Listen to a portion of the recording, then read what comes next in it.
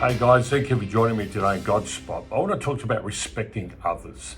In Matthew 7 verse 12, Jesus said, "So whatever you wish that others would do to you, do also to them, for this is the law and the prophets." So Jesus is quoting what is commonly called the golden rule.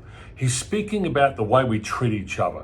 He's saying that our relationship with God above should affect our relationship with people around us.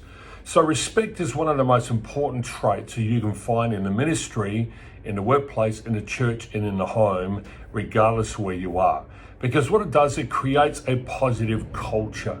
It creates a positive culture for you and your team, and it helps you to accomplish what needs to be done together.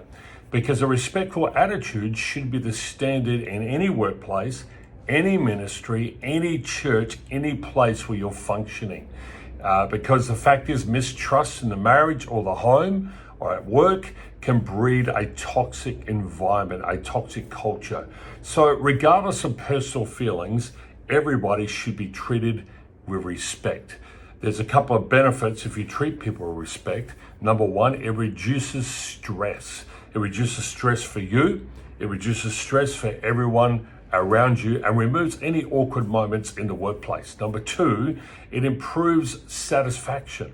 In other words, it improves satisfaction in the church, in the home, in the workplace, and people feel as if they're being treated fairly. And number three, it creates a fair environment. One thing I know about the Australian mentality is having a fair environment is really important, because we often say when we see injustice, that's not fair. We like to be treated fairly. Hence, we have what is called the Fair Work Commission. So the question is, how do we show respect to other people? Well, let's consider a few of these. Number one, listen carefully to what others have to say and give them the time to share their ideas with you. Instead of shutting people down, listen to them. Listen to them. And one thing I've learned when people are talking to me and have asked for a moment is to clarify what they're doing. They're either talking, they're venting, they're sharing, or are they wanting advice? And I actually ask them, are you wanting advice, or do you want me to listen, or are you just sharing an idea? And that way I have clarity on what the conversation's about. Number two, pay attention to the non-verbal communications, how they're interacting, how they're speaking. As you might notice, my hands are flicking here and there is because I'm animated. I'm expressing passion, I guess, in what I'm saying. So body language is really important. Number three, practice transparency.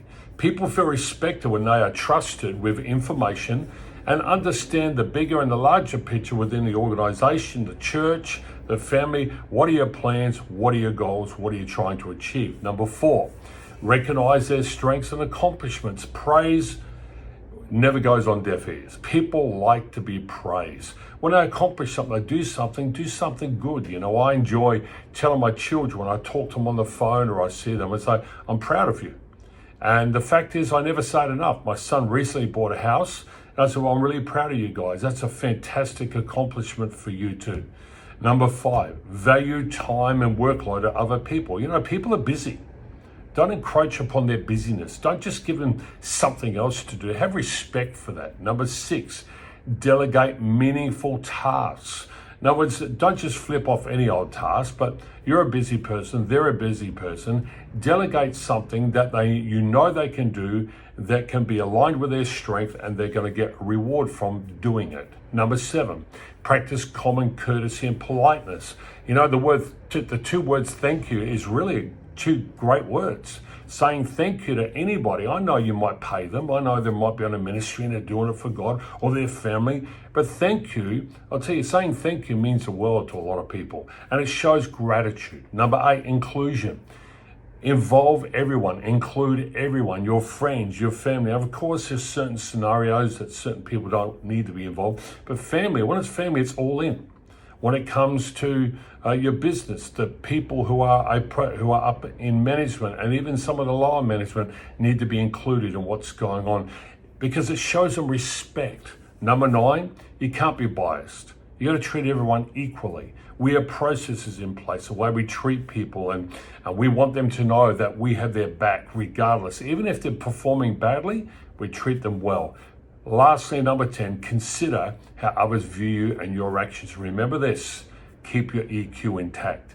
Don't lose it, don't do wobbly. Remember, people are watching. I hope this helps you. Hope you like it. Remember, respect is the key to winning the hearts of people around you. Thanks for listening.